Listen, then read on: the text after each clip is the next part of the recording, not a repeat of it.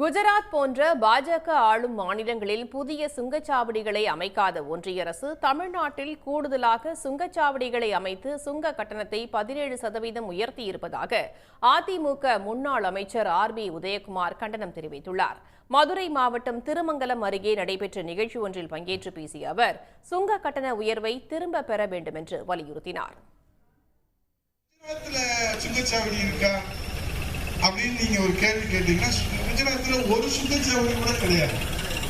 அப்ப இந்தியாவில் இருக்கக்கூடிய குஜராத் மக்களுக்கு ஒரு நீதி, தமிழ்நாட்டு மக்களுக்கு ஒரு நீதியா, திருமங்கலம் தொகுதி மக்களுக்கு ஒரு நீதியா என்பது இந்த தமிழ்நாட்டு மக்களுடைய கேள்வியாக இருக்கிறது. சரி, கேரளாவில் எத்தனை சுங்கச்சாவடி இருக்குது? வெறும் 5 சுங்கச்சாவடிகள் தான் இருக்கிறது. சரி, மகாராஷ்டிராவில் எத்தனை சுங்கச்சாவடி இருக்கிறது? 44 சுங்கச்சாவடிகள் தான் இருக்கிறது.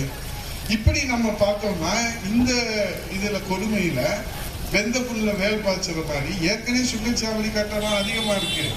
இதுல தற்போது 5 முதல் 17% வரை சுங்கச்சாவடி கட்டணத்தை வேற உயர்த்தி இருக்கிறாங்க.